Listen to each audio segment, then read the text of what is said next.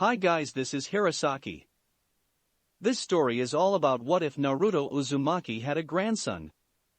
When the new avatar stepped off the boat in Republic City, and as she deals with life as the avatar, she soon discovers that not everything is what it seems.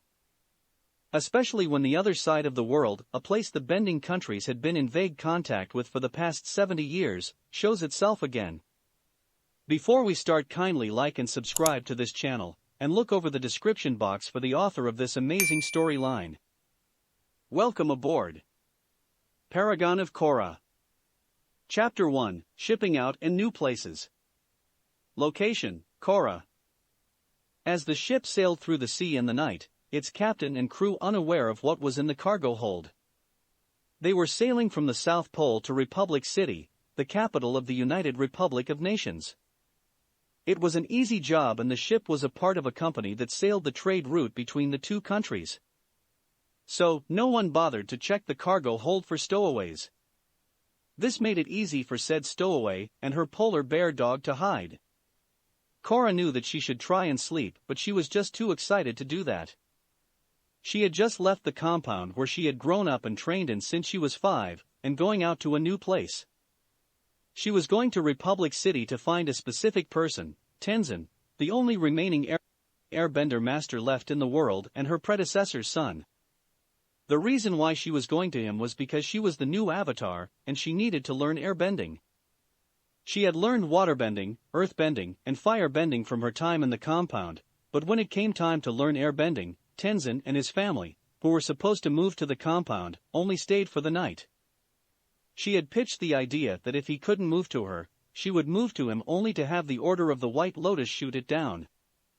So, she snuck out of the compound, said goodbye to her parents, and then snuck aboard this ship. She was so excited that her stomach was filled with butterflies at the thought of what she was doing. "Calm down, Korra," she told herself as she leaned against Naga's fur. "Republic City won't get to you any faster if you stay this excited." It had taken her some time, but she finally fell asleep. However, it had felt like she had just closed them when she heard noises coming from outside of the ship. She rubbed the grogginess from her eyes, and when she recognized the sounds, her energy came back in an instant. "Naga, we're here," she told her polar bear dog. She leapt up from where she was sitting, but hid behind a stack of boxes, so she wouldn't be caught right away. As the nearby loading door opened, the light from outside blinded her, causing her to rise up her hand to block it. But once it didn't hurt so much, she turned and went back to Naga. "Come on, girl," she said, urging the polar bear dog to get up. Once Naga was up and Korra mounted her, they practically flew out of the ship. "Thanks for the ride," Korra shouted at the workers as she rode past them, surprising most of them, and causing a few to fall on their rears. As the polar bear dog and her rider rode out of the docks, Naga began to slow down. Korra began to look at the city, and was amazed by what she had seen. "Wow, look at this place," she said to the polar bear dog. She looked up at the nearby bridge, and saw how clogged it was. "I've never seen so many satomobiles." Truly, what she was seeing was nothing like she had ever seen before in her life. She turned her eyes away from the bridge and out over the water. Her eyes locked onto the small island out in the bay, or rather, onto the statue that placed on the small island out in the bay. It was a statue of her predecessor, Aang. He held a staff with the symbol of airbending on its tip, and had a serene expression on his face as he looked at the city he had helped create. Korra knew about Aang. Having been his successor to being the Avatar, she had been curious about him, and read everything and anything she could get her hands on about him. It also helped that her waterbending master was Katara, Aang's wife. He was a legend that helped end the 100-Year War by defeating Fire Lord Ozai in single combat, and helped create the United Republic of Nations. Truth be told, she felt awed and intimidated at the sight of her predecessor, and it felt like that he was watching her. She turned her gaze away from the statue, and looked at the larger island to the left of it. "Air Temple Island," she said as she recognized it instantly. "That's where Tenzin lives." "You ready for a little swim, girl?" she asked Naga, who sniffed the air and charged down the street instead. Okay. Food first, then air temple, said Korra. Unfortunately, Naga's tracking of the scent of food led the two of them right into the middle of traffic, the opposite way. Watch it, Naga. Look out. Her rider screamed as she hung a right and rode off the main street. Korra looked back at the semi-chaos that they had caused before turning her head back to see where they were going. It wasn't any easier since they were currently running through crowds of people. Whoops, sorry about that. Excuse us. Coming through. Heads up. Sorry, we're new in town, she told the people as they quickly got out of the way of the polar bear dog. Naga soon found the scent she was tracking coming from a small stand on the corner. She poked her head through the drape on the side of the stand and saw all kinds of meat waiting to be eaten. She opened her jaws to eat, only to stop when her rider said, "Naga, wait." She closed her jaws and lowered her head with a disappointed whine. Korra hopped off the polar bear dog and went around to the stand proper. "We'll take one of everything, please," she told the stand lady as she took a stick of meat and held it in her hands. "That'll be 20 yuans," the lady told her. She froze momentarily. In her haste and excitement to leave the South Pole, she had forgotten about that. I don't have any money." "Then what good are you to me?" the lady demanded as she took the meat stick back. Both human and polar bear dog walked away from the stand disappointed and a little hungry. "Don't worry, girl," Korra told Naga. "The city's huge. I bet we could find a place to rustle up something to eat." As it turned out, the only place that they could do just that was in the park in the middle of the city. Korra found a few thick sticks and speared 3 fishes from the river, while Naga simply waded into the river and looked for fishes on her own. Korra stabbed the sticks into the ground and bent a small fire to roast the fishes. Even as she did that, the smell of the fishes made her mouth water and her stomach grumble. When she was done roasting the 3rd fish, she quickly blew the smoke off of it and placed it in her mouth, ready to bite down. But she froze when she saw a guy coming out of a bush to her left. She hadn't expected him to be there. Think I can get one of them tasty-smelling fishies?" he asked from where he stood in the bush. She had been surprised, but she did remember her manners. Yeah, sure," she told him, prompting him to come out of the bush, take one of the fishes, sit down, and begin to eat. Feeling a little bit awkward, she tried to continue the conversation. "So, do you live in that bush? She asked, pointing at said bush. "Yes, presently that is what I call home. Took me a while to procure a bush that beauteous," he answered, looking up from his fish, and for some reason, the bush sparkled from the light of the sun. "This park is quite popular with all the vagabonds."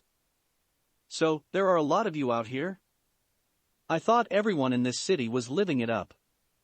She could already feel the excitement of being in the big city disappearing. It didn't help that the guy started laughing when he heard that.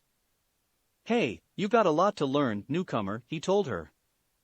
"Welcome to Republic City." She could only stare at him in disbelief. That is until she heard a whistle being blown.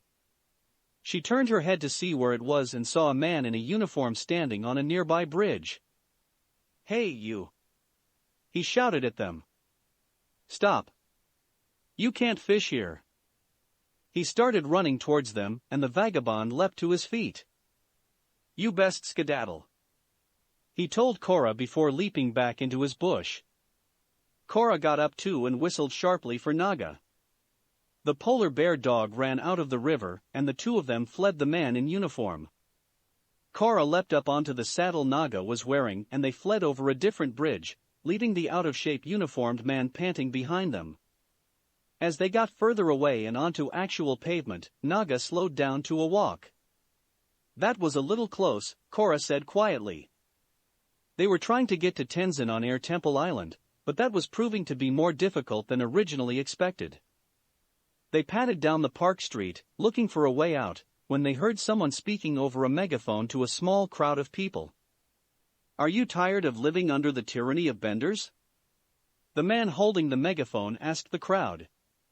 "Then join the Equalists." For too long, the bending elite of this city have forced non-benders to live as lower-class citizens.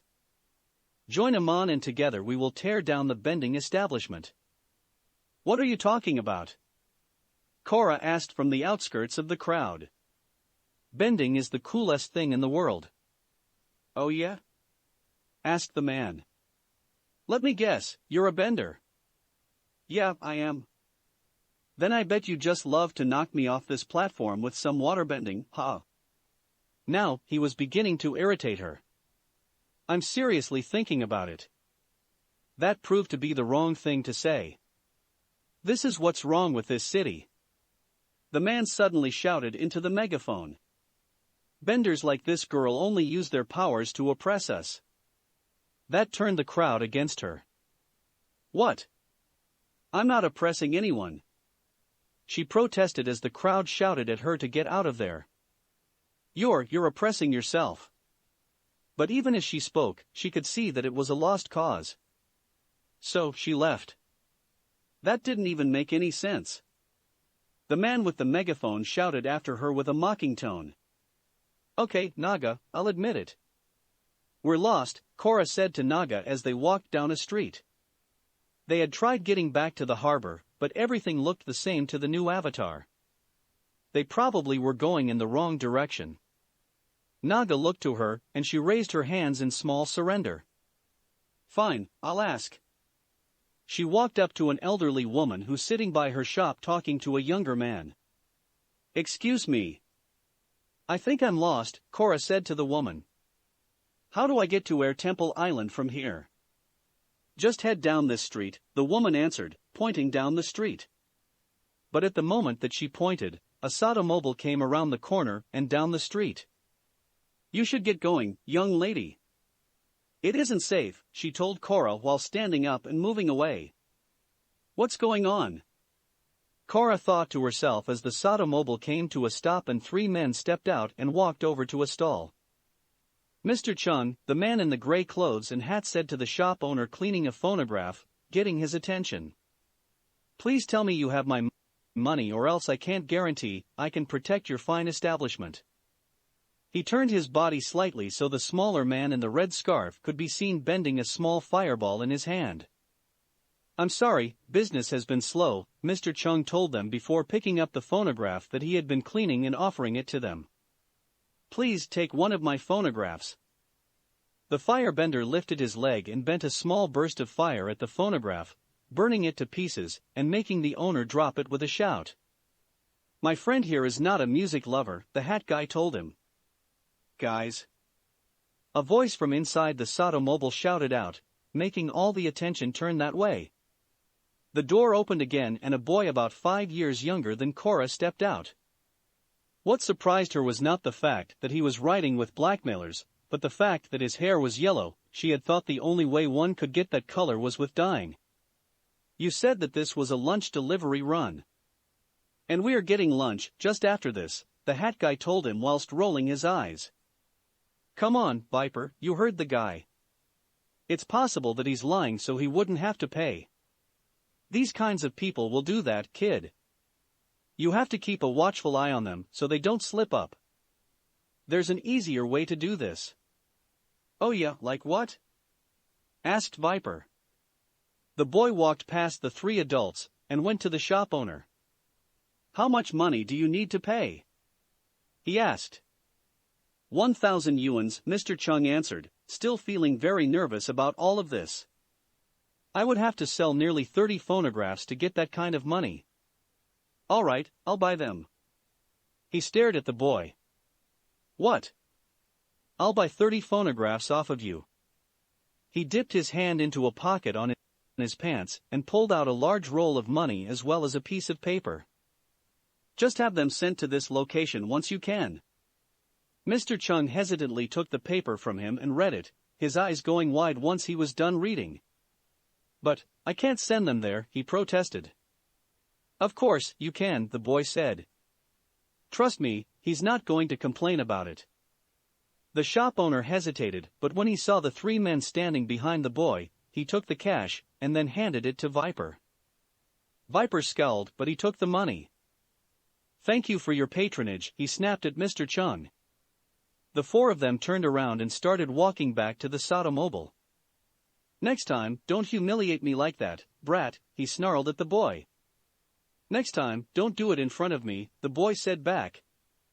I don't like bullies. You used the triad's money. No, I used the money my uncle gave me, there's a difference. Hey! A girl's voice shouted at them, making them stop in their tracks.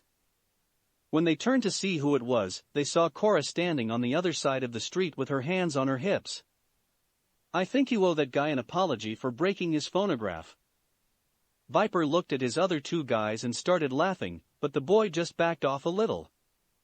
Since you're obviously fresh off the boat, let me explain a couple things, Viper said to Korra. You're in triple threat triad territory, and we're about to put you in the hospital. You're the only ones who are going to need a hospital, and for your sake, I hope there's one nearby, she said back, smashing her right hand into her left. Who do you think you are? He asked with a scowl on his face. Why do you come and find out? She asked right back. He took that as an invitation. He dipped his hand into his coat and bent a small body of water at her with a quickness that only came from years of practice. But in spite of that, she grabbed hold of it and bent it right back at him, freezing his head. He tried running forward to punch her, but she just kicked him into the grill of the Sotomobile, shattering the ice. That had to hurt, the boy said from where he was watching. The third man of the three, wearing a light green jacket, tried to attack, but was sent skyward when Korra bent the earth beneath him to shoot up. When he began falling, he landed on a wire, bounced into a sign, landed on a pentise, tore a tapestry, and crashed onto a food stand. The firebender, despite looking a little more than terrified, bent a stream of fire at Korra, screaming as he did. She leapt through the stream, bending it to part ways with her, and grabbed hold of his hands. Using her own momentum, she spun around and threw him into the window of a nearby store, smashing it to pieces. Got any idea of who I am now, chump? She asked the unconscious person in the store. And that just leaves one, she thought to herself. But when she turned to find the boy, she saw that he was standing in front of Naga. This is a polar bear dog, he said as he looked up at her with awe in his voice. I've read about them. Hey, get away from Naga. Korra shouted at him. He turned to look at her. I thought that there were no tamed polar bear dogs. How did you do it? Even though the question was innocent, it still tore a small hole in her heart. She could remember that day perfectly, and while she was happy that she had Naga, she had to lose someone else to get her. I said get away. Do you want her to bite you? The engine of the Sotomobile roared to life as Viper started it up and drove down the street. The firebender climbed out of the store he had crashed into and leapt into the back, with earthbending help. You're not getting away. Korra shouted at them. She ran after them and bent a stream of earth after the Sotomobile. It struck and sent the contraption flying upwards before coming back down. When it landed, it crashed into two stores before stopping. Both she and the boy, along with Naga, went up to the hole where the Sotomobile had crashed. Ha, serves them right, Korra declared as she watched the three triad members stumble out of the Sotomobile. A siren began to sound off over their heads, making Naga howl in response, and when she looked up, the girl from the South Pole saw an airship above them. Police! Someone shouted over a microphone. Freeze where you are. 3 people leapt out of the airship and fell down to the ground. It looked like they were about to kill themselves when they stretched out their hands and cables shot out attached themselves to the buildings on the street. Cool. Metal benders, said Korra as she watched them land. I caught the bad guys for you, officers, she told them as the triad members stumbled out of the shop. Arrest them. The officer in charge ordered the other 2.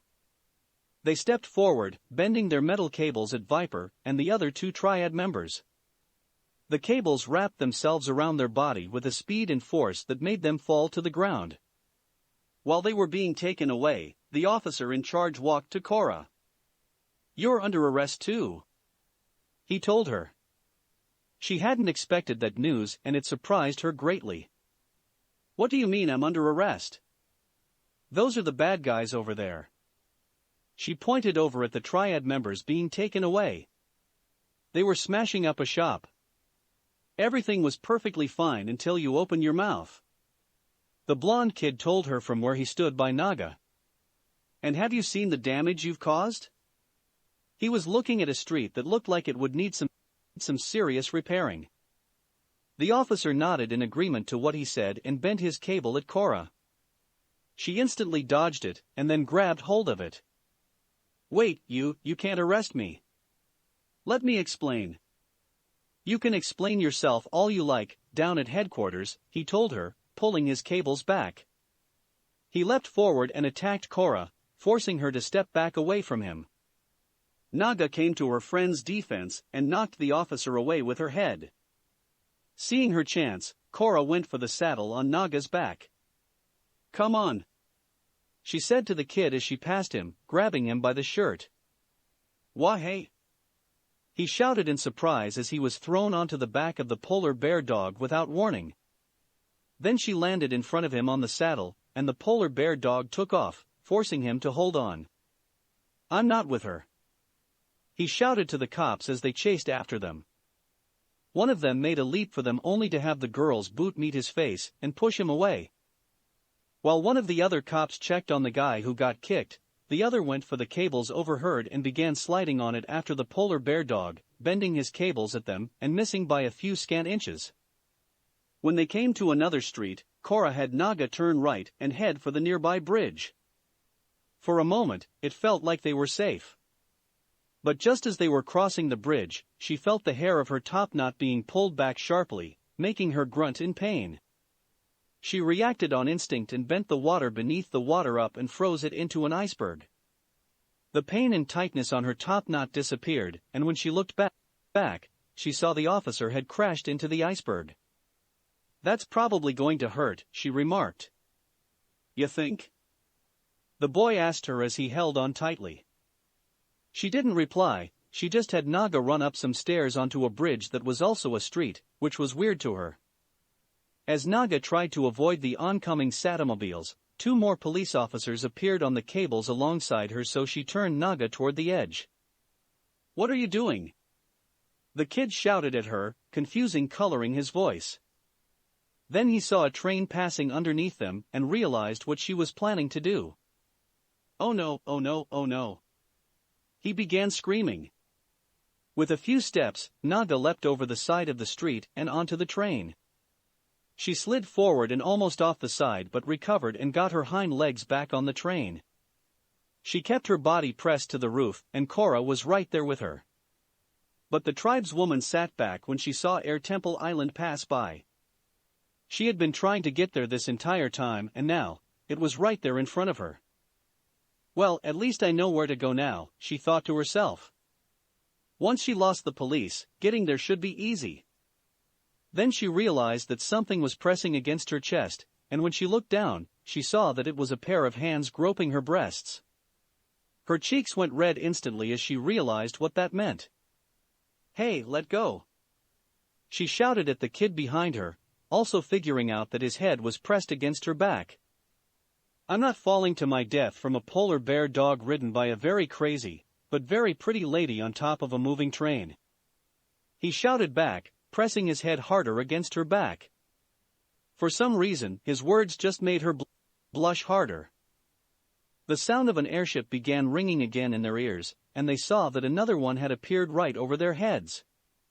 Korra urged Naga forward and jump off the train onto a nearby building. But just as she landed, cables shot out of the airship and grabbed hold of her, lifting her up into the air. Before Korra or her passenger could do anything to help her, they were caught by cables as well. She tried to struggle free, but it was pointless. They had been caught. Location: Republic City Police Headquarters.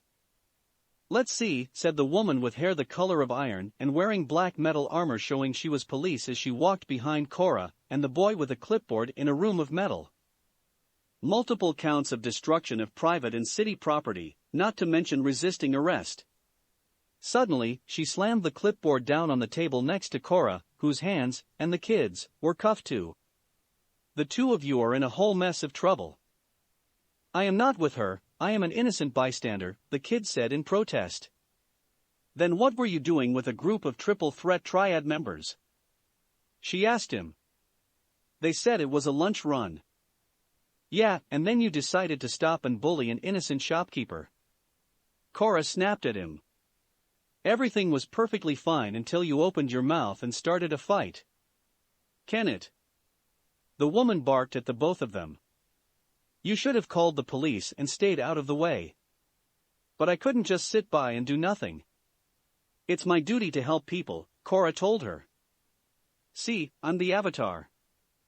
The kid looked at her like he was in shock, but she didn't pay attention to that. Her attention was on the officer. Oh, I am well aware of who you are, she told the tribeswoman. And your Avatar title might impress some people. But not me, she declared with a hard tone. Korra just stared at her for a moment before acknowledging that tactic wasn't going to work. All right, fine. Then I want to talk to whoever's in charge. For some weird reason, the kid lost his shocked expression and began to snicker. You're talking to her. I'm Chief Beifong, she introduced herself. Wait, Beifong? Lin Beifong? Korra asked, knowing the name. It was one Tenzin had mentioned during some of his trips down to the South Pole. You're Toph's daughter. What of it? She said. Well then, why are you treating me like a criminal? Avatar Aang and your mother were friends. They saved this side of the planet together. That's ancient history. And it's got diddly squat to do with the mess you're in right now. You can't just waltz in here and dole out vigilante justice like you own the place. I'd say it was more of a showing-off beatdown, the kid remarked. And you've been told to stay away from the Triple Threat Triad, Lin said, swinging her head to look at him. But he just rolled his eyes. You've told me that, but the last time I checked, you're not in charge of my life. And it's not like he's going to do anything about it. Honestly, what is wrong with hanging out at my uncle's place? You mean besides the trouble you're in right now? How many times do I have to say it?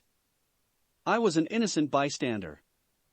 One of the panels on the wall slid open to reveal a cop's face. Chief, Councilman Tenzin is here, he announced. Lin looked over at him, and then looked away with a sigh. Let him in, she ordered before getting up from her chair. A part of the wall slid away and Tenzin walked in with a stern expression on his face. That, along with his pointed beard, bald head, gray eyes, and airbending master tattoos made look rather intimidating. Tenzin, sorry, Korra said to him. I got a little sidetracked on my way to see you. A little sidetracked? The kid said, making her scowl at him. Tenzin just took a deep breath and looked at the only other adult in the room. Lin, you are looking radiant as usual, he began. Cut the garbage, Tenzin, she told him, cutting him off. Why is the Avatar in Republic City? I thought you were supposed to be moving down to the South Pole to train her. My relocation has been delayed, he answered before turning his gaze on Korra. The Avatar, on the other hand, will be heading back to the South Pole immediately, where she will stay put. But Korra tried to protest. If you will be so kind as to drop the charges against Korra, I will take full responsibility for today's regrettable events and cover all the damages, he finished. Lin looked back at Korra once and heaved a resigned sigh. Fine, she agreed, bending the cuffs Korra wore open. Get her out of my city. Hey, what about me? The kid demanded, lifting his hands to make the cuffs jingle. She turned to scowl at him. You are going to stay right there until your grandfather comes in to get you. He paled slightly at those words, only for Tenzin to speak again. Actually, Lin, he will be coming with me. The chief of Republic City's police snapped her head around to look at him, searching for something. When she found it, she rolled her eyes. He's left the city again, hasn't he? Korra was at a loss, but it sounded like the boy knew what they were talking about. Oh great, another extended stay at Air Temple Island. Why can't he ever trust me to stay in the apartment by myself for once? Or even with my uncle? Both of the adults shot him a look that made him fall silent. Fine, he can go with you too, Lin said, opening his cuffs as well. Always a pleasure, Lin, Tenzin said to her. Let's go, you two, he told the kid and Korra, who got out of their chairs and followed him out of the room. As she passed the chief, Korra got an "I'm watching you" gesture from her. Feeling a bit insulted and snotty, she returned it mockingly before walking out of the room, leaving a slightly bewildered Lin behind. Tenzin, please, Korra begged as the three of them stood in the reception room of the police pound, whose other occupants were a little old lady and a large platypus bear. Don't send me back home. You blatantly disobeyed my wishes and the orders of the White Lotus, he reminded her sternly. Katara agreed with me that I should come. She said that my destiny is in Republic City. Don't bring my mother into this, he said, the top of his head going red as he tried not to shout. Tenzin, your head's gone red, the kid remarked from where he leaned against the wall, earning him a skull from the airbending master. Look, I can't wait any longer to finish my training, Korra told him. Being cooped up and hidden away from the world isn't helping me be a better avatar. I saw a lot of the city today, and it's totally out of whack. I can understand now why you need to stay. Before she had just assumed that it was for a pointless reason. Republic City does need you. But it needs me too. Tenzin could see the logic behind those words, but he still tried to come up with a defense, only to find that there wasn't any. The sound of a prison door opening allowed him to stop thinking about it and look to see a police officer standing before them with Naga on the leash. Is this your polar bear dog, miss? He asked Korra. His hair was already a complete and utter mess, but Naga just made it worse by licking it upwards. The kid started giggling at the sight of it. You look ridiculous, he told the officer. Location, Air Temple Island. Night had fallen over the city by the time Tenzin brought his charges back to the island. He had been quiet throughout the ride, letting Korra watch as the city lights grew distant. When they passed the statue of Aang, he looked up at his father and wondered if he was doing the right thing. When the boat docked at the island, a larger ship was waiting for them along with 3 members of the White Lotus. Korra gave a defeated sigh and started walking towards them. She stopped when she saw 2 gliders flying down towards her. As they got closer, she saw that they held Jinora, Ikki, and Milo, who piggybacking on Jinora, Tenzin's 3 kids. Korra. They all shouted happily together as they landed, running towards her into a hug. Are you coming to live with us on the island? Ikki asked her as she lifted her head up to look at her. No, I'm sorry, Ikki, she replied, bending down so that she was at face level with them all. I have to go home now. Tenzin frowned slightly as his children gathered by his side and watched as the girl from the South Pole, along with her polar bear dog, walked towards the ship while the members of the White Lotus members came to her. Wait, he said, breaking the silence that hung over them all. Korra turned back to look at him coming towards her with a little bit of surprise in her eyes. I have done my best to guide Republic City toward the dream my father had for it, but you're right. It has fallen out of balance since he passed. I thought I should put off your training to uphold his legacy.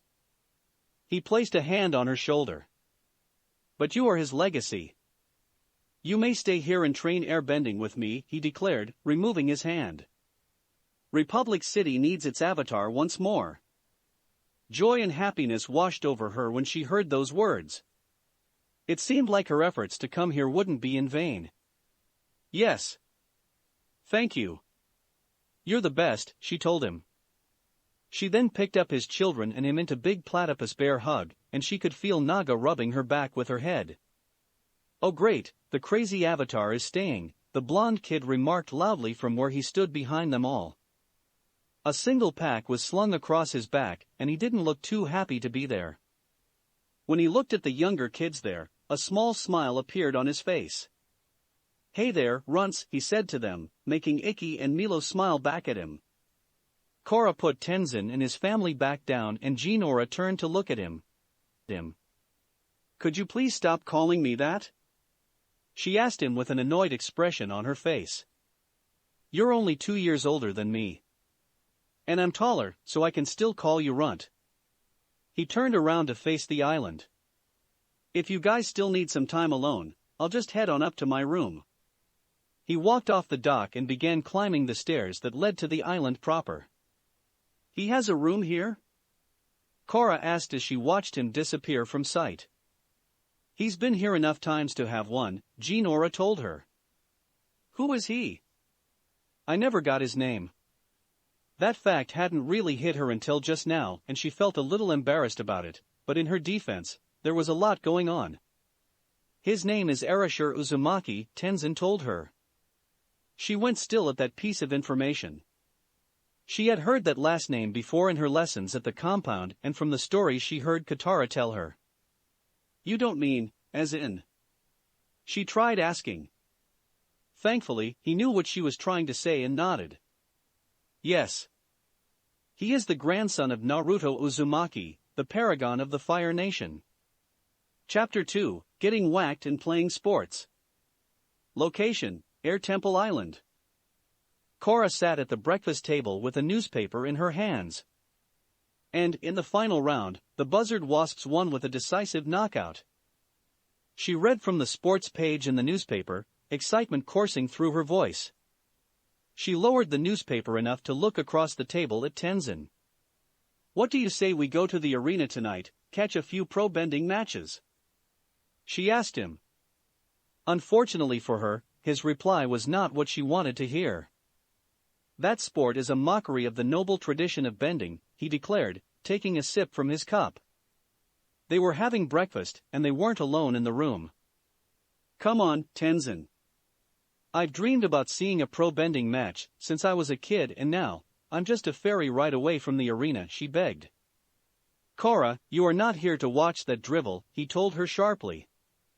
Hey, that drivel is fun to watch, Naruto said from where he sat between the two of them, his blue eyes pointing in accusation at the airbender.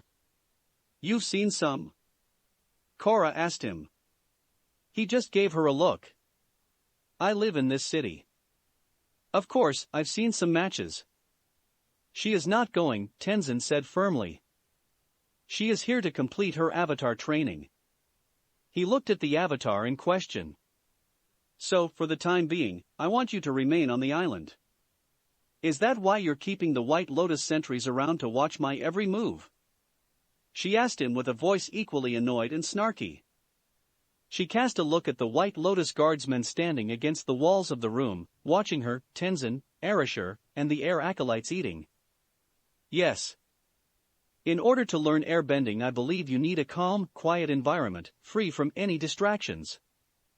She wanted to find fault with those words, but she had no defense against it. All right, you're the master, she said, acknowledging the fact. But still, she turned to look out the window at the arena with longing. She really wanted to go there and see the home of pro-bending. Hey, Naruto said, getting her attention again. Yeah? She asked, turning her head back to look at him. Are you done with that? He pointed at the newspaper she had placed on the table. Yeah, I am. Good. He took the paper and started looking through it. What are you looking for? A particular team, they were playing last night. Oh, which one? She asked. She had read about all the teams who were playing and who had been eliminated, but she didn't have a favorite team. The one I'm rooting for. He had stopped flipping through the pages and began reading intently. Which one is it? He looked up and frowned. Don't you have some training to do? I'm trying to read here. That is an excellent idea, Tenzin agreed, wanting to change the subject. He stood up from the table. Korra, please change into the clothes that have been left in your room and meet me outside in 5 minutes. She scowled at the blonde, but did as she was told. She went to her room, dressed in the robes of an airbending novice, but rolled up the sleeves and kept her armband on, and went back outside to meet up with Tenzin. So, my mother has informed me that you've never been able to airbend before, he commented as they began walking towards the training grounds. She stopped and sighed. Yeah, but I don't know why, she told him as she placed her hand on her head. The other elements came so easily to me, but every single time I've tried airbending. She blew a short raspberry and finished with nothing. That's perfectly alright, he told her while placing a comforting hand on her shoulder. We just need to be patient. As he spoke, he pulled down her rolled-up sleeves, so that they looked like they should. Often the element that's most difficult for the avatar to master is the one most opposite to the avatar's personality. For Aang, it was earthbending. She could understand what he was telling her, but that didn't make her feel any better. Yeah, well, I'm about as opposite an airbender as you can get. If Tenzin heard her say that, he didn't let it show. Let's begin your first lesson. Having no other choice, she followed through the temple to the training ground, where Korra and her siblings were already waiting. Korra's gonna airbend. Korra's gonna airbend. Ikki shouted happily, doing a little hop in place. Korra would have smiled at the sight had her attention not been on the thing behind the kids. What is that contraption? She asked Tenzin as they climbed the steps to it. It looked like someone had clumped a lot of wooden banners with the symbol of the air nomads on them. A time-honored tool that teaches the most fundamental aspect of airbending, he answered. Korra, would you like to explain this exercise? He asked his eldest. She nodded. The goal is to weave your way through the gates and make through the other side without touching them, she explained to Korra. Seems easy enough, the tribeswoman remarked. They were just standing right there, after all. Korra forgot to say that you have to make it through while the gates are spinning, Ikki added. Tenzin stepped forward, bent the air around him upwards and then at the gates, making them start spinning around and around rather rapidly. Undisturbed by what he had just caused, the airbending master held up a single leaf in his fingers. The key is to be like the leaf, he explained to the avatar as he bent the leaf forward into the gates, watching as it disappeared into the spinning of the gates. Flow with the movements of the gates. Korra will demonstrate. She nodded once to her father and went for the gates. As she approached, she started turning around and around, but still kept moving through them all, always turning when it looked like she was going to hit one. Airbending is all about spiral movements, Tenzin lectured Korra as they watched his daughter. When you meet resistance, you must be able to switch direction at a moment's notice. Somehow, Korra made to the other side of the contraption and started the gates spinning again with a blast of air. Korra realized that it was now her turn. Let's do this, she declared, running towards the gates. But instead of turning away from the resistance of a gate, she just charged right in. This idea resulted in her getting hit every single time by a gate and getting sent in a different direction than she had planned. Every time she got hit, she grunted loudly in pain, especially when the gates had sent her flying back to the ground in front of Tenzin, right on her butt. Determined to beat the thing, she got back up and charged again, only to get the same results again. Why isn't this damn thing working? She thought to herself. It didn't help that the kids were trying to be helpful as well. Don't force your way through, Korra shouted. Dance. Dance like the wind, Ikki called out. Be the leaf, Milo told her while doing an arm movement to emphasize his point. She tried getting through but just kept getting hit and redirected, each time with obvious pain. When the gates had finally sent her out of their midst, she looked like she had two black eyes and spinning in circles, completely dizzy from getting hit and redirected like that. She twirled for a few seconds before falling to the ground. When she arched her head back to look at Tenzin, she could see him sigh in disappointment. She wanted to say something in reply to that sigh, but was too tired to do so. The only thing she was glad for at that moment was that Erasure hadn't been there to see it. He would have laughed his ass off, she was sure of it. By the time night had fallen, she had gotten no further in learning airbending. It didn't help that she couldn't even bend a simple gust of air. Airbend. she cried, moving her arms and hands at a newspaper hanging on a line in front of her. She had tried to get some inspiration for airbending by using a newspaper with the chief of police in a picture, but was still getting nothing. "What is wrong with me?" she demanded to no one in particular, although Naga was close by. "Airbend," she told herself again as she thrust her hands at the newspaper. When she still got nothing, her frustration broke loose, and she burnt the paper to ashes with a single blast of fire. "Maybe I'm just not cut out to be an airbender, huh, Naga?" she asked the polar bear dog. Suddenly, the sound of a radio turning on went off in her ear, and she turned to the nearby building where it was coming from. "Ladies and gentlemen," the commentator began, "I'm coming to you live from Republic City's pro-bending arena, where tonight the best on this side of the planet continue their quest for a spot in the upcoming Memorial Championship tournament. Grab your snacks and grab your kids because this next match is gonna be a doozy." Her interest was caught, and she got closer to listen in. Since she saw that members of the White Lotus were listening to the radio, she climbed up onto the roof and listened in from there. It proved to be worth it because she might have just been listening to the match, but it was very exciting. "This Mako's got moxie," the commentator declared as sounds of the match echoed past his commentary. "Yomo is hammered back into Zone 3. Clock is winding down, can Yomo hold on? He's teetering on the edge of the ring now. The fire ferrets like up to Strick." The radio went off, leaving her hanging. "What happens next? What happens next?" she asked in her mind while her face twitched in a state of horrified surprise. "Korra, come down here please." Tenzin's voice ordered her from beneath the roof. She bent down over the edge to look and saw that it was Tenzin standing there behind the White Lotus guardsmen. Having no other choice, she flipped off the roof and down onto the ground. "You shut it off at the best part," she complained. "I thought I made myself clear." "I don't want you listening to that distracting nonsense," he told her. "But it's their radio," she pointed out, gesturing to the White Lotus guardsmen behind her. "And technically, you said I couldn't watch a match. You didn't say anything about listening to one. You..." He started only to stop himself and take a deep breath. "You know what I meant. Anyway, why shouldn't you be in bed by now?" He turned around and walked away, flapping his cloak closed and hitting her with a small blast of air in the process.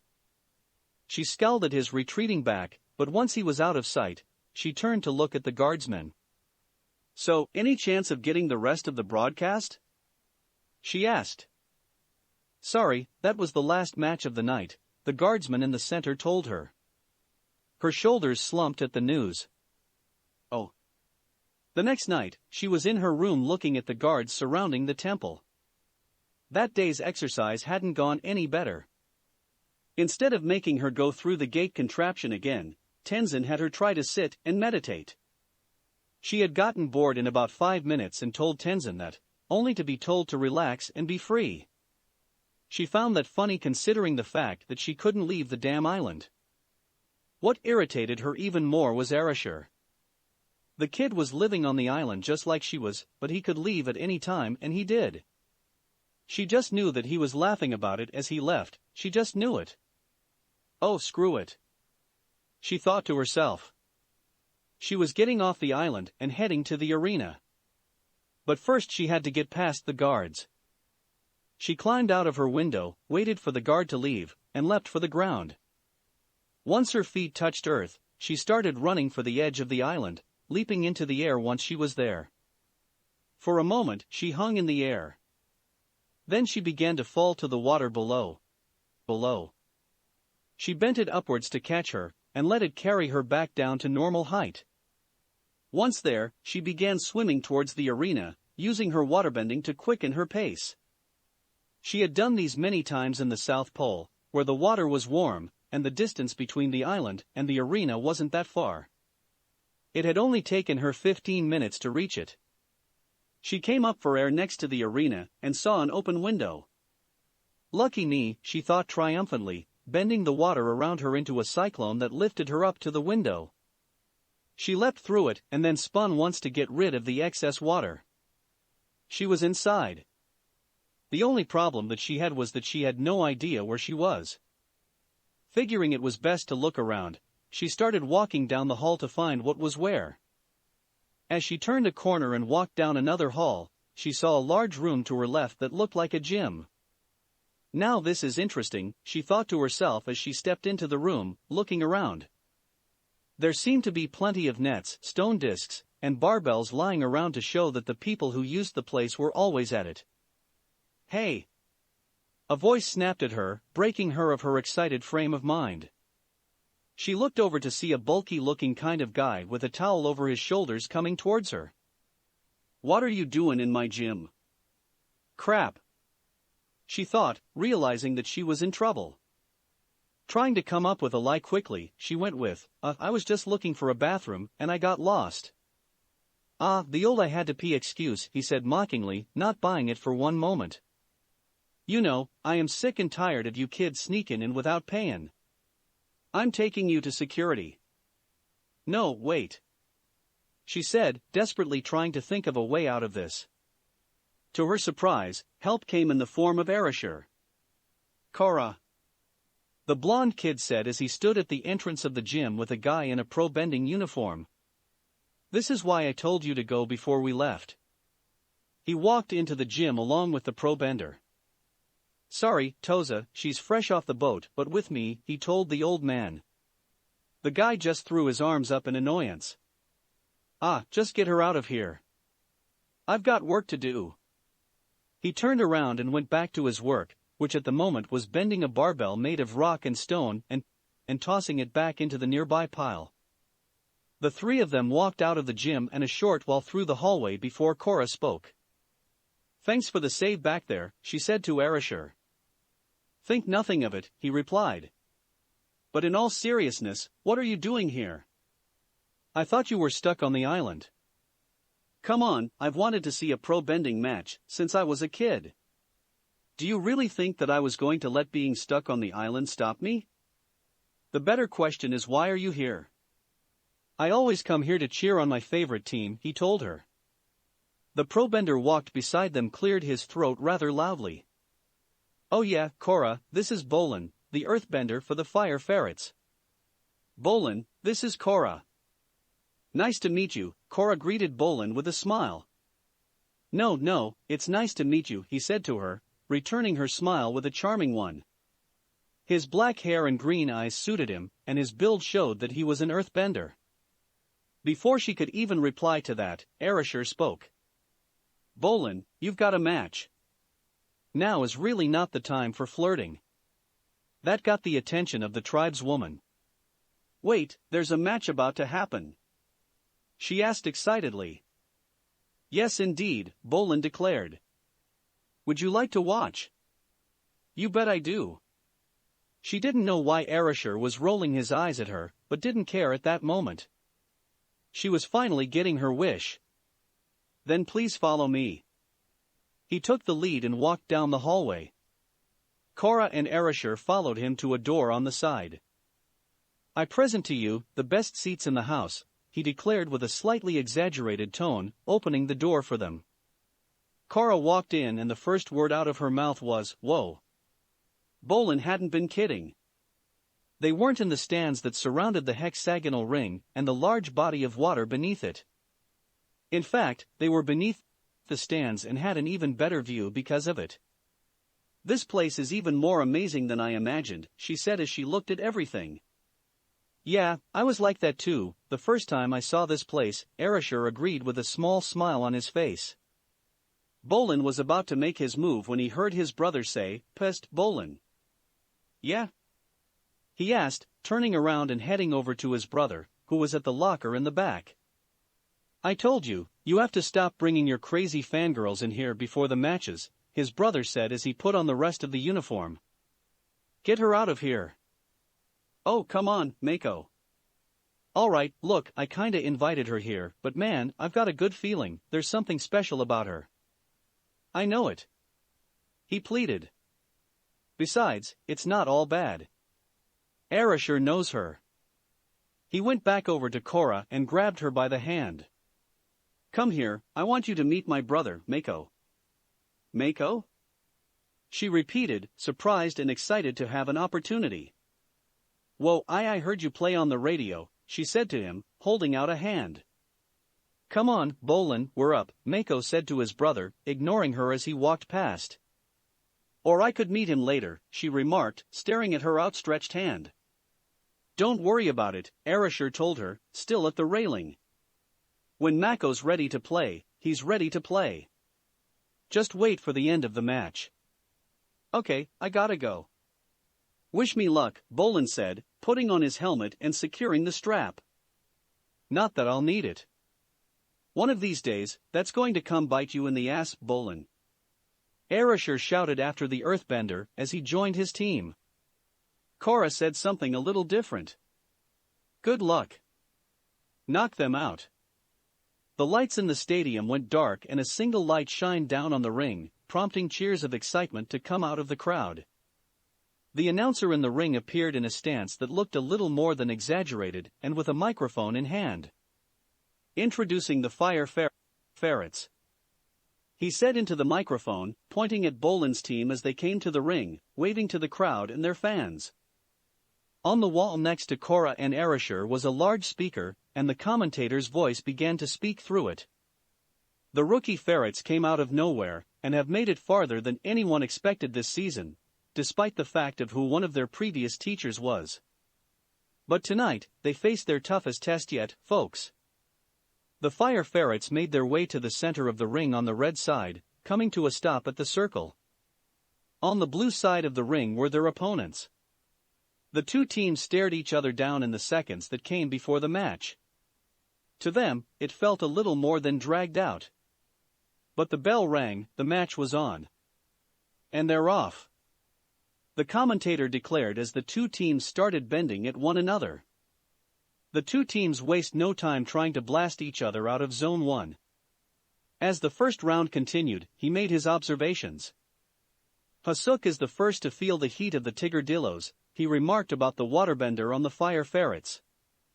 He tries to return the favor, but they're too fast for him, while Mako shows off his trademark cool under fire style. It's called keeping your head protected, Arashur remarked while rolling his eyes. Shush. Korra said to him, her eyes focused on the match. Just then, Bolin and Hasuk got knocked back by the opposing team across the line behind them, getting a loud noise from the speakers. Ooh, the Tigardillos score with a walloping 1-2 combo. Can their teammate hold on to their Zone 1 territory? The commentator asked while Mako flipped out of the way of the strikes coming his way. But the earthbender waited and stuck as he landed, hitting him square in the chest and pushing him back onto the line, prompting the buzz from the speakers. Guess not. Mako's over the line. The Tigardillos get the green light and advance into ferret territory. Come on, ferrets. Korra shouted as the Tigardillos moved forward and the fighting began again. Looks like Hasuk's in trouble. The commentator said as Hasuk was hit back again by an earth disc. He's in Zone 3 teetering over the drink. While the Fire Ferret waterbender was getting back onto his feet, he was a little slow, and the Tigardillos pounced on that. A blast of water knocked his footing off the ground, and another earth disc sent him flying over the edge. And Hasuk takes a dip. He'll be back for round 2. Assuming the fabulous Bending brothers can hold their ground until the next round. What the hell, Hasuk?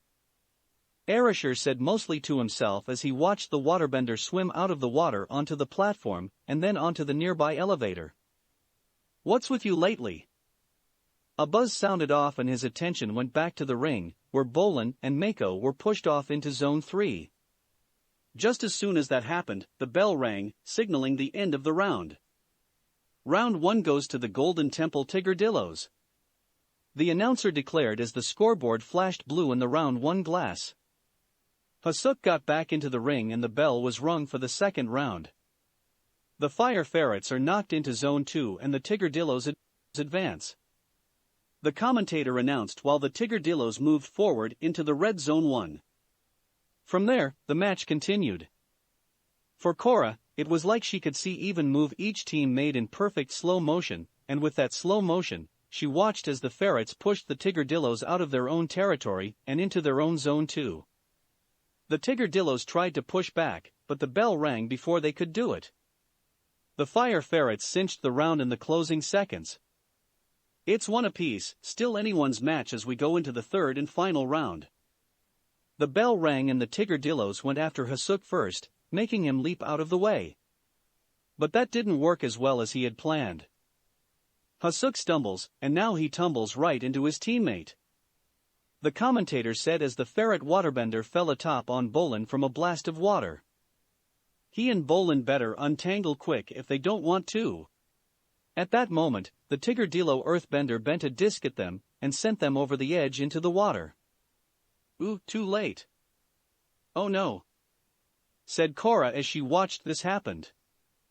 They're not out of the match yet, Arashir told her, keeping his eyes locked firmly on the ring and the only ferret left. It's all up to Mako now, the commentator declared as the remaining fire ferret dodged any and all of the attacks coming at him.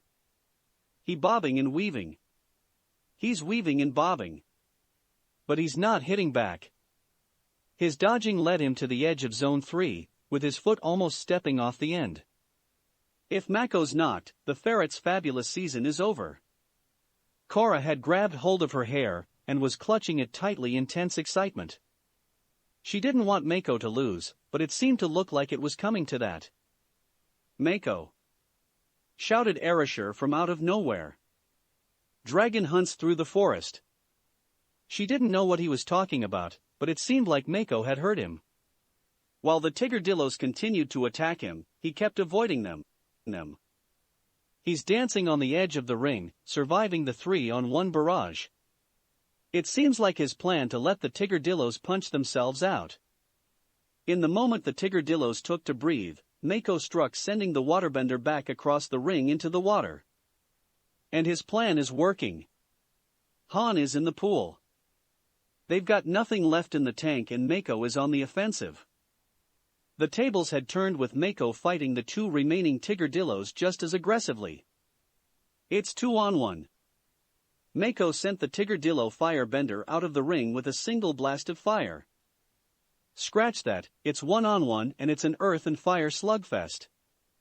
Slugfest was the most appropriate word for the fighting. Mako and the Tigardillo earthbender were throwing so much fire and earth at each other that they were creating a large cloud of dust. The earthbender got hit in the chest and was sent flying back into his own Zone 3.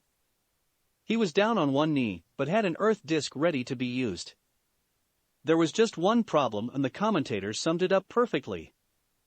There's so much smoke and dust from the firefight, I can't even see where the fire ferret is. That question was soon answered when Mako appeared out of the cloud airborne with a fireball engulfing his hand. He threw it right at the earthbender, breaking through the disc and sending him flying backwards and down into the water. It's a knockout! The commentator shouted as the final bell rang and the crowd went nuts. What a wingdinger of a hat trick, folks! Mako pulls off the upset of the season, winning the match for the fire ferrets. As the scoreboard showed the win for the fire ferrets, Mako took off his helmet and looked around at the people who had watched the match.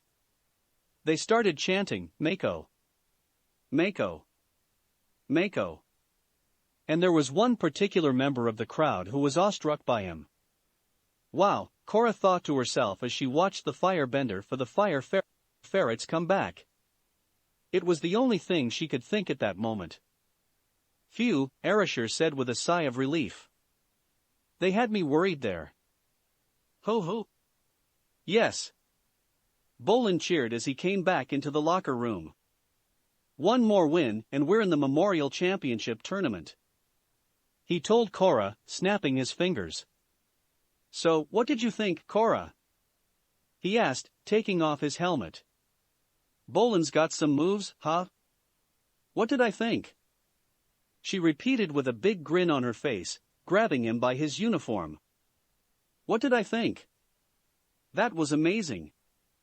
She let go and pushed him back in an almost playful manner, except that she almost made him stumble to the ground. Whoops, sorry, she apologized with a sheepish grin. You did more harm than good out there. Mako chastised Hirosaki as they came back into the locker room. You almost cost us the match. We won, didn't we? Hirosaki demanded, taking off his helmet. Barely. He snapped. Get off my case, pal. He threw his helmet down on the bench nearby and stormed out of the locker room without bothering to change. Mako just glowered at the door. Useless. Did you try to see what was going on with him, or did you just go straight for the chiding, Mako? Arashir asked him. He didn't bother to wait for an answer. I'll talk to him later and see what's going on with him. There must be a reason. You guys were incredible out there. Korra said to Mako, turning to face him. Especially you, Mr. Hat Trick. Oh, you're still here? He asked her coldly, heading for the locker. Oh, you're still a jerk? She asked back with an irritated look on her face, making Bolin chuckle. Anyway, she said, looking at the earthbender amongst them. I've been immersed in bending my entire life, but I've never learned how to move like that. It's like there's whole new style here. Think you can show me a few tricks? Absolutely. Said Bolin instantly, drawing out the word. Right now.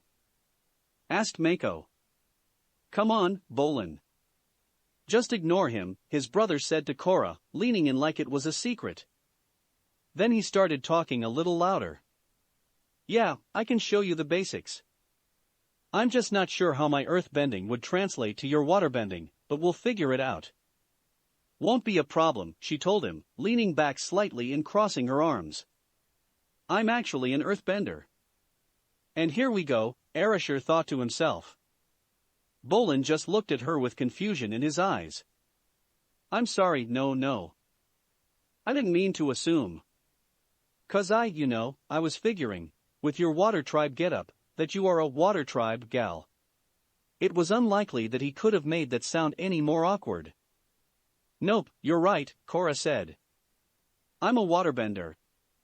And a firebender. You forgot to mention airbender, Arashir chimed in.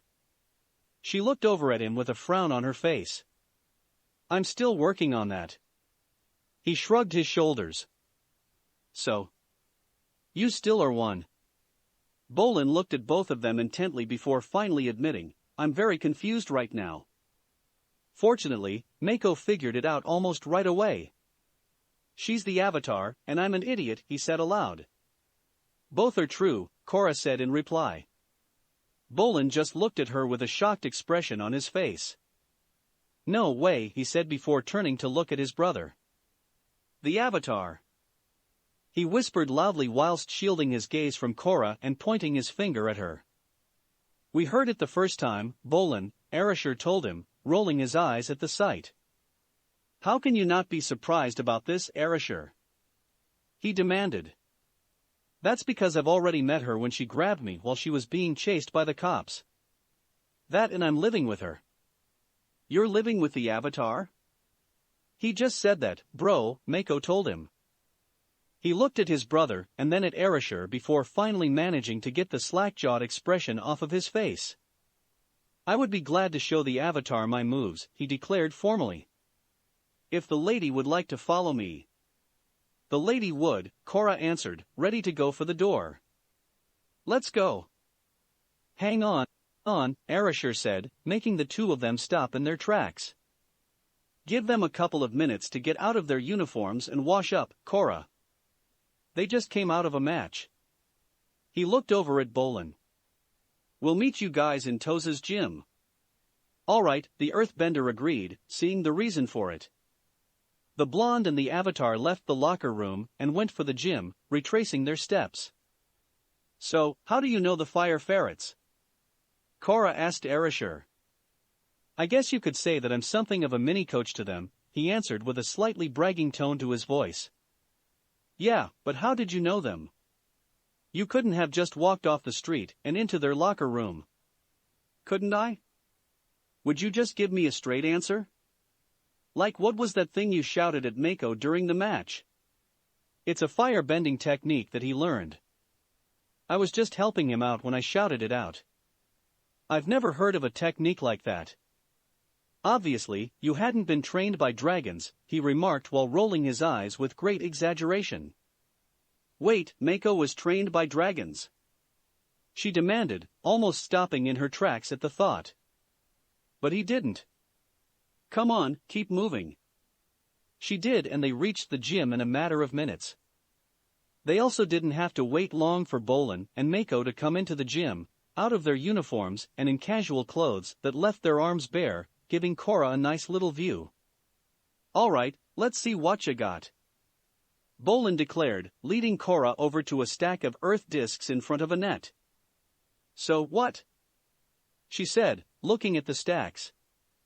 There were 3 of them with the middle one being larger, separating it into 2 aisles. You want me to bend these things? Yep, let me see how you do.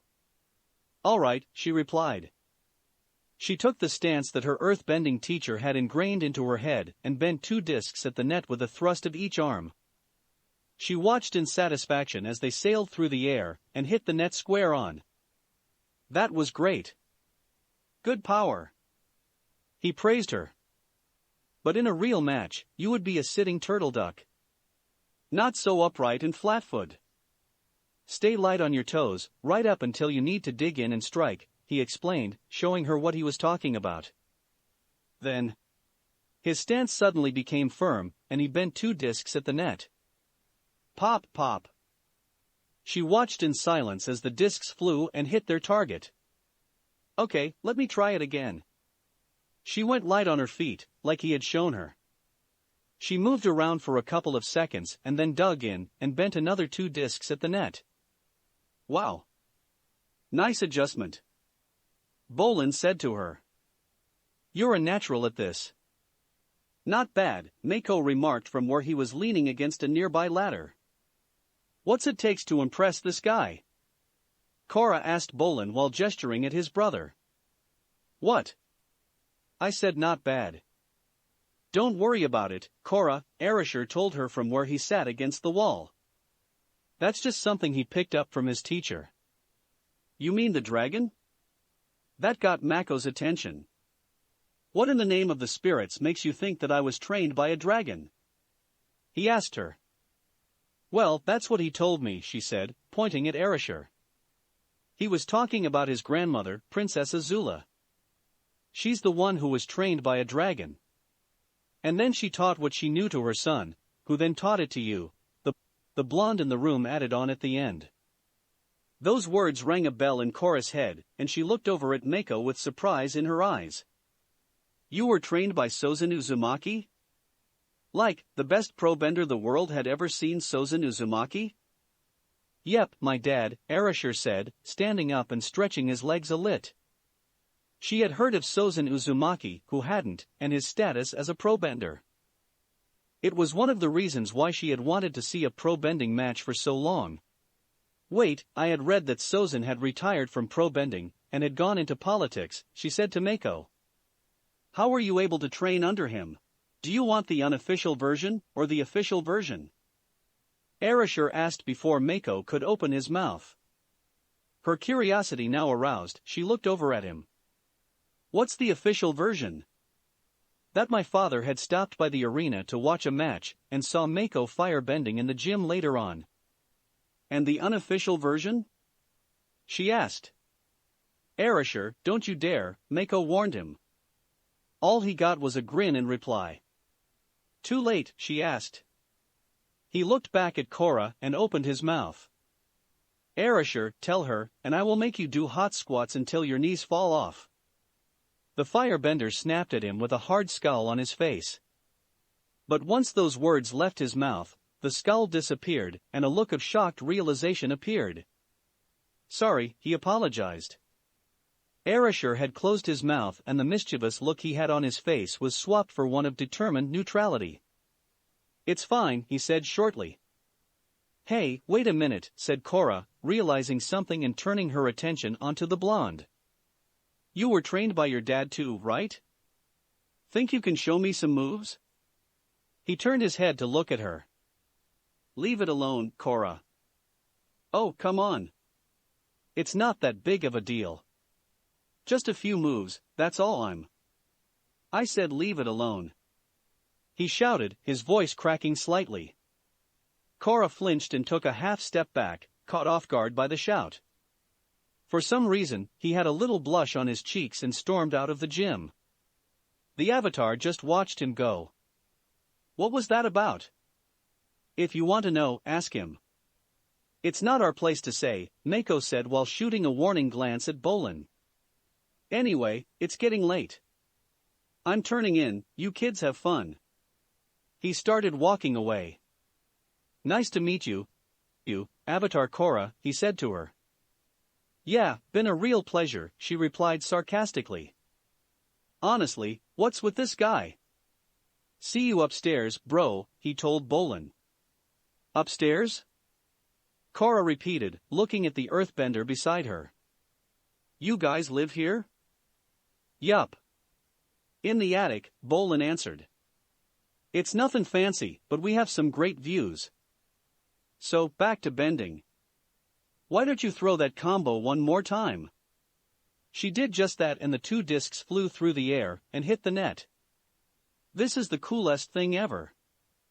She cheered to herself with a big smile on her face. Location, Air Temple Island. Oh spirits, not this thing again. Thought Korra as she stared down the contraption with an uneasy feeling. It was made even worse by the fact Erasure was now watching as well. Feeling like she had no other choice, she ran right into the contraption and immediately started getting hit by the gates. She tried spinning around but still got hit. Patience, Korra. Tenzin shouted at her. But after getting hit by a gate for the umpteenth time, she had had enough. With an angry roar, she started throwing fire everywhere in the contraption, setting it ablaze and breaking it down in the process. She was just completely and utterly mad at the damn thing. She kept bending fire at the contraption until her arms started feeling heavy and her breathing became tired. She had just started bending in a rage and that worn her out quicker than any fight. She stood there panting in the ruined remains of the contraption, and when she looked outside of it, she saw the shocked looks on Tenzin, Jinora, Ikki, Milo, and Erasure. That was a 2,000-year-old historical treasure. What? Tenzin started asking her. What is wrong with you? There's nothing wrong with me. She replied, coming out of the contraption. I've been practicing like you've taught me, but it isn't sinking in, okay? It hasn't clicked. You said it would. Korra, this isn't something you can force. If you would only listen to me. I have been. She shouted, cutting him off. But you know what I think. Maybe the problem isn't me. Maybe the reason I haven't learned airbending is because you're a terrible teacher. She pointed an accusing finger at him before stomping off. Yeah, you're a terrible teacher, Daddy. Milo said, pointing at his father. However, that earned him a hard smack on the back of his head from Erasure. Ow. What was that for? He demanded of the blonde, looking up at him with tears in his eyes. That was uncalled for, Milo, Erasure said with a scowl on his face. Your dad isn't a terrible teacher. He's teaching you, isn't he? Don't disrespect him like that. Erasure, I will handle my own children, there's no need for you to speak on my behalf, Tenzin told the blonde with a slight frown. Erasure looked at him for a long second before walking away himself. No one saw Erasure for the rest of the day and Korra kept to herself as well, even when dinner was ready. Okay. Everyone here? Asked Pema as she brought the tray of food to the table. Wait.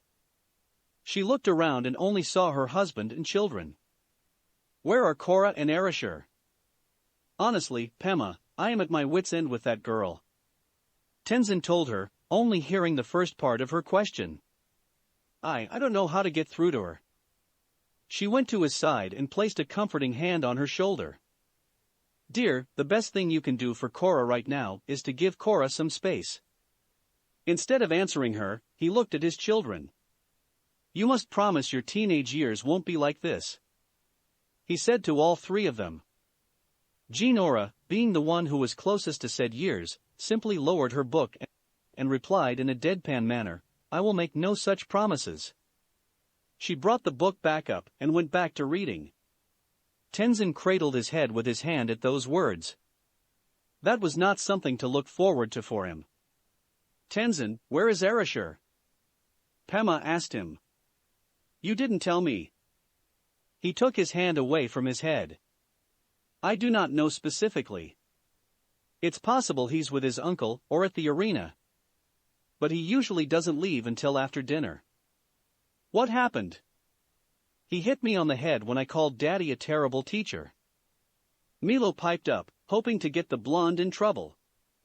But instead, it got his mother to frown at him severely. "Milo, what I have said about tattling." He looked away, knowing that look quite well. "To not to," he answered. "Good," she said before looking back at her husband. "And what did you say?" "I told him I could take care of my own children," Tenzin said. "Dear, you know that he was just trying to help." "I know." He heaved a great sigh. His grandfather should stop going away from the city. He has to. With the Avatar still training, who else will make sure the countries stay in check? There are 4 Paragons to do that. He can stay in Republic City and watch over his grandson. "Tenzin, you know that Gang is in Ba Sing Se running crowd control, you is helping Zuko with his ambassadorial duties and I know full well where the 3rd Paragon is," he finished. He remembered that quite well, considering the fact that he had seen that one off quite happily too. But that didn't change the fact that Naruto Uzumaki should be here in Republic City instead of wherever he was. His grandson needed him. Location: Korra. She retraced her steps inside the arena to find the ferret's locker room, running through the hallways to get there. She had a feeling that she was going to miss the match if she slowed down. She didn't want that to happen. Bolin had invited her to the next one and she was hardly going to let an opportunity like that pass. Thankfully, she saw the door leading to the locker room and slowed down her running into a walk. Taking a breath to steady herself, she opened the door and walked in, seeing Mako and Bolin leaning against the wall and sitting on the bench respectively. "I didn't miss your match, did I?" she asked them. "You guys look like you lost already." "We might have as well have," Bolin told her. "Hasuk's a no-good no-show," Mako explained with an angry voice and a furious scowl. "What? What happened?" Korra asked him. "If I knew that, would I be here?" he asked back. "Arashi's gone looking for him, but I don't think he'll find him in time." The door to the locker room opened and a referee poked his head in. "You guys got 2 minutes to come out ready to play," he informed the Bending brothers. "Or you're disqualified." He pulled his head back and closed the door. "Well, there's goes our shot at the tournament, and the winnings," Mako declared with a bitter tone to his voice. "I know, Arashur is going to be really sad about this," Bolin agreed. "Why would Arashur be sad?" Korra asked. "This isn't just some tournament that we're trying to get into," Mako told her. "It's the Sozin Uzumaki Memorial Cup." Oh. It was the only thing that came to her at the moment. Now, they really had to get into the match. "Can't you ask one of those guys to fill in?" she asked, pointing at the other team in the locker room. "Nah, the rules say you can only compete on one team," Bolin told her dejectedly.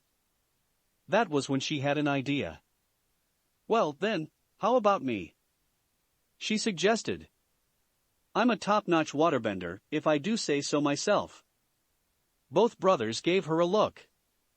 "But, you're the Avatar," the Earthbender pointed out. "Isn't that cheating?"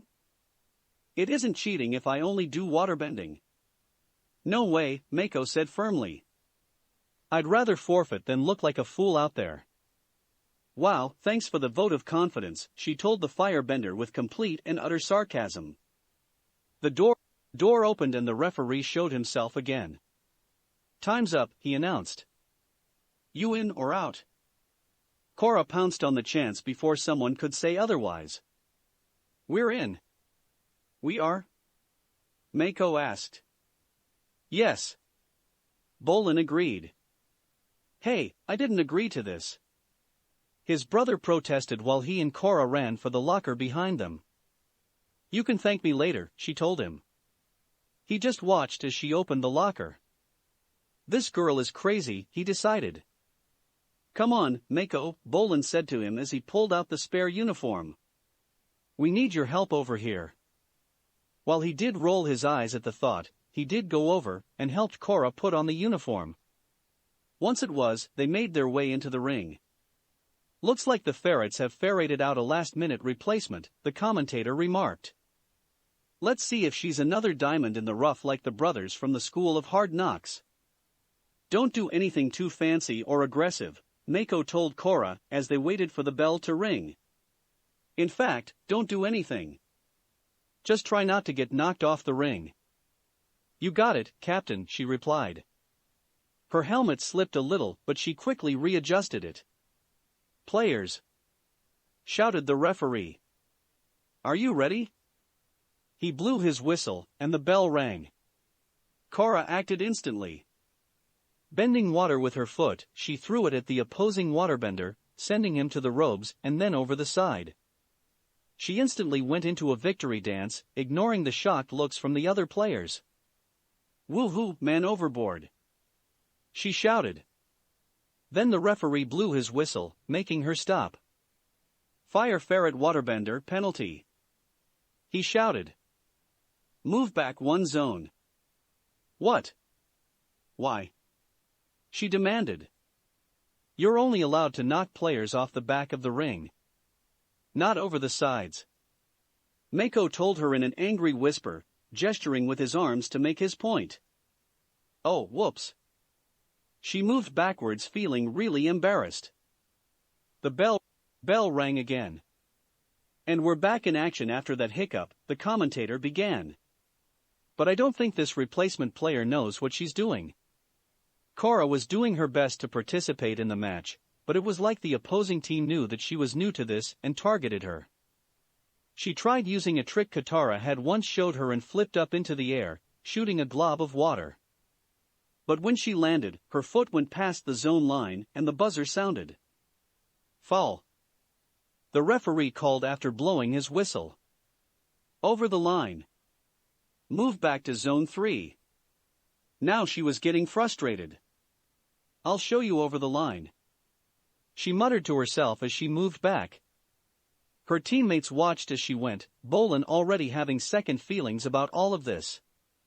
The bell soon rang, and with the positioning of Korra, it was obvious who the victors were. But still, the commentator had to declare it. The Platypus Bears take round 1. The bell rang again, and the opposing team knew where to throw their bending. The Platypus Bear know a green player when they see one, and they're focusing the brunt of their bending on this poor girl. This is getting really annoying, Korra thought to herself as she tried to dodge and return fire. But she was still new to all of this, and the opposing team was targeting her. When she saw fire, earth, and water flying right at her, she reacted on instinct and reached for the nearest bendable object, which happened to be the discs slots near her. 2 discs popped out and floated in the air before, acting as shields against the triple attack. "Wait a minute, did that waterbender just earthbend?" the commentator asked. The action made everyone in the crowd draw in a gasp of surprise and began whispering amongst themselves. The referee quickly blew his whistle. "Foul, I think." Korra could grin sheepishly, even when her helmet fell over her eyes, and the other 2 ferrets looked anywhere but her. "Location, Air Temple Island." "Did I see that right?" the commentator asked from the radio. The White Lotus guardsmen sitting around it were a little confused but thought nothing of it. They were on break and they were enjoying it. "Hold on, folks, we're just waiting for the referee's official call, but I think this replacement player could be. No, there's no way." At that moment, Tenzin came up to the guards. "Pardon me, everyone, have you seen Korra this evening?" he asked them. She's not in her room. You've gotta be kidding me. The commentator suddenly cried. She's the Avatar, folks, playing in a pro-bending match. The guards were stunned to hear this, and the one who had been taking a drink from her cup spat it out. Can you believe this? As Tenzin listened, his eyes began to twitch and his head turned pink. I'll get her myself, he told them, turning around with an angry gust of wind. Location, arena. After what felt like a long couple of minutes to the fire ferrets, the referee came back.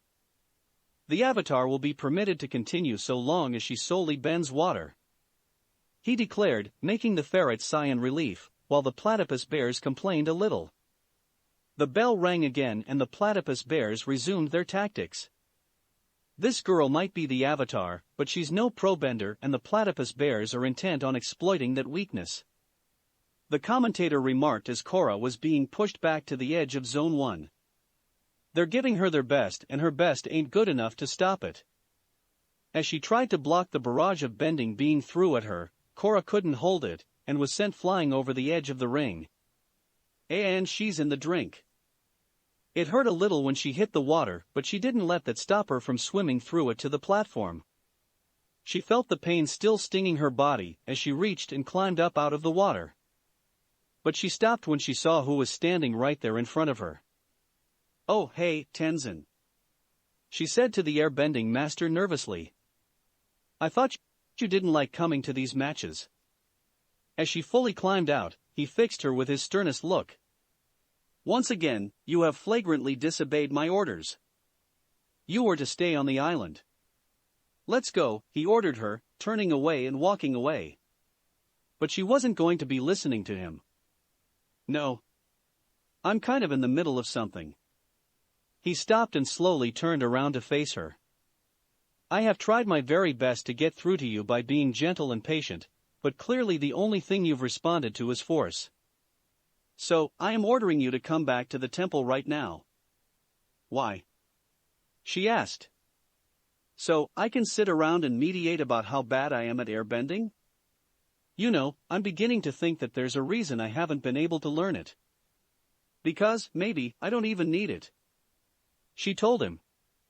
That idea astounded Tenzin, and it was not in the good way. What? That is a ludicrous suggestion. The Avatar needs to learn about airbending. It's not optional. No.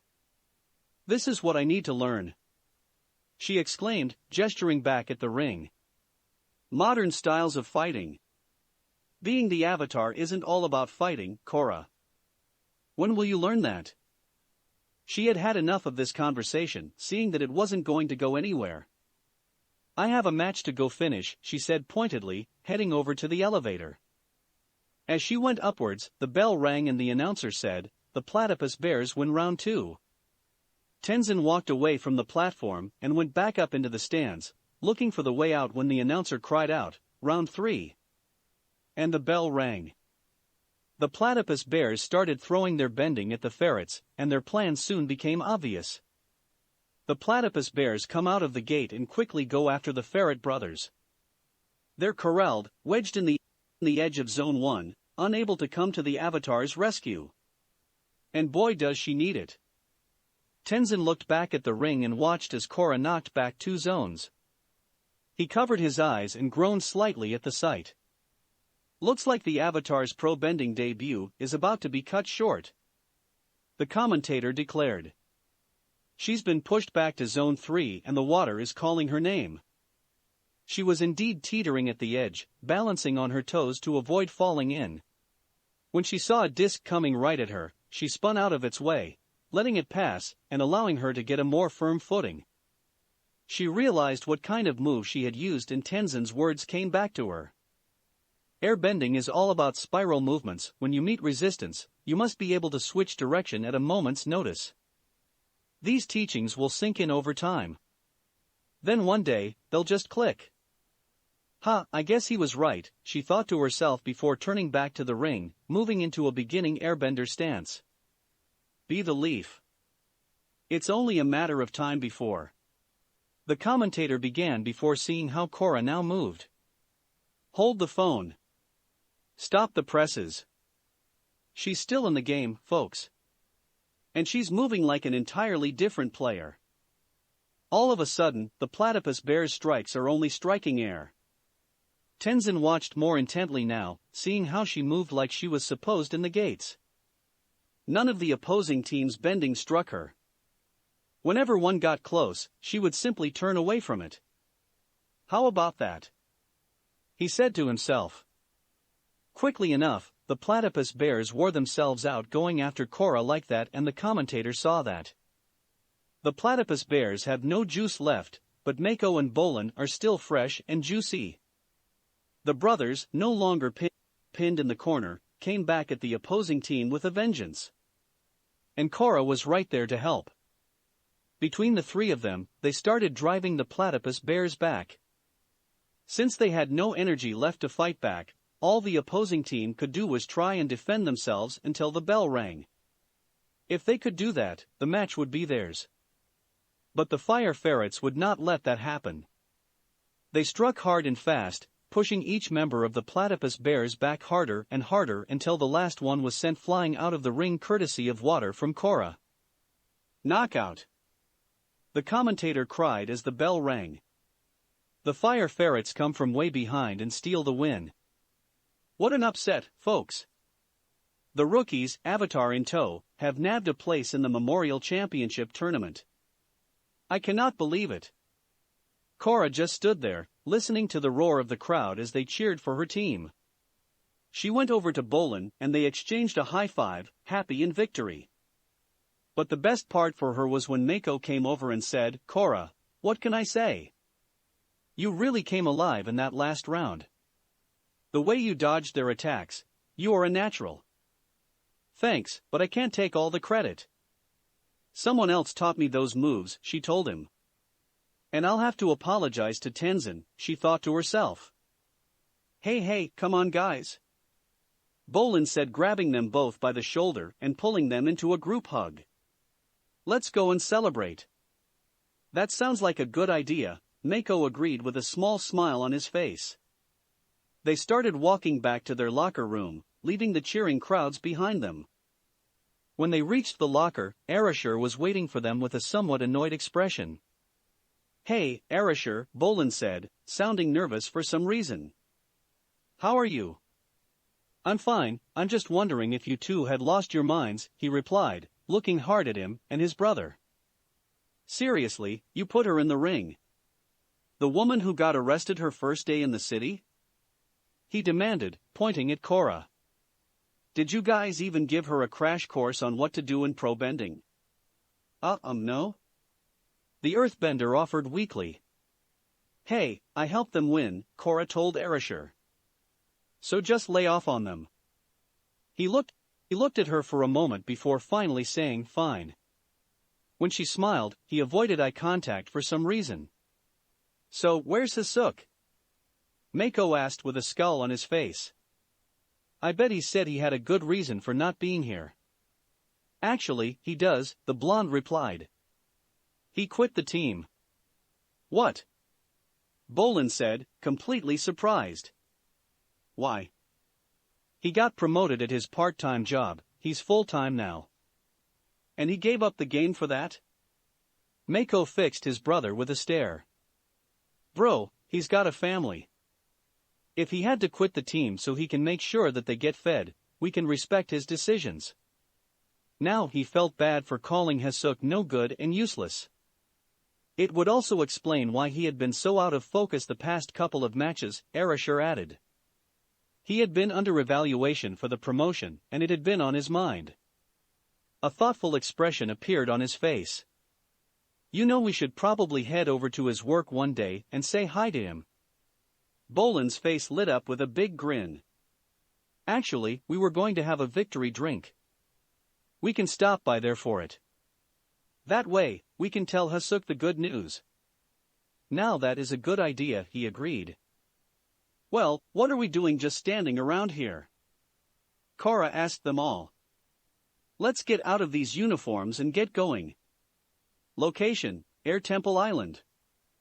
Tenzin was watching as the air acolytes rebuilt the gate contraption. He heard footsteps coming towards him, and when he looked out of the corner of his eye, he saw that it was Korra and Erasure. "I'm really sorry," Korra apologized as he turned to face them. "About everything I said. I was really frustrated with myself and I took it out on you." "I think I owe you an apology too," he replied. "I was trying to teach you about patience, but I lost mine." "No hard feelings?" she offered hopefully. "Of course not," he answered. "By the way, you were really good out there. You moved just like an airbender." "Wait, you stayed and watched?" "I did." He had even done a little victory shout when he saw the knockout, only to stop when he realized that other people had been watching. Pro bending turned out to be the perfect teaching tool for you. They smiled warmly at one another, glad that the hostile feelings they were having were now gone. "I'll see you tomorrow, bright and early," Korra told him as she started jogging away. "And by the way, I kinda permanently joined the Fire Ferrets, and we're playing the memorial tournament in a couple of weeks." He had been surprised by that piece of news and sighed heavily at it. "Well, what did you expect?" Erasure asked him when he saw the sigh. "This wasn't going to be a one-time deal." "I am aware of that," Tenzin replied. "Anyway, Erasure, about what happened with Milo earlier." I know. I shouldn't have stepped in like that. You're the parent, not me." A look of sadness appeared on his face as he remembered a memory. But he quickly banished that memory and the look. "Look, let's just not talk about." "Very well, what do you think about the Fire Ferrets participating in the memorial tournament?" "I'm hoping that they make to the top and win," he said. "But I'm also hoping that Gigi will be there." "I am sure he will be." "It sure as hell doesn't feel like it," the blonde said with an acidic tone in his voice. "It feels like that he's not here anymore."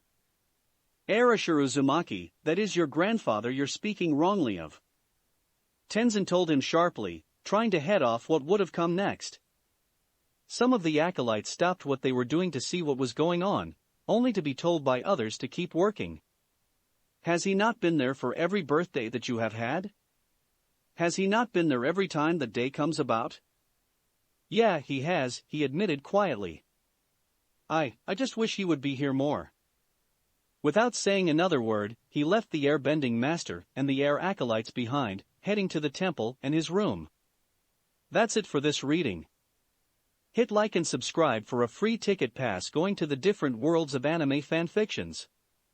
Looking forward to having you on board again.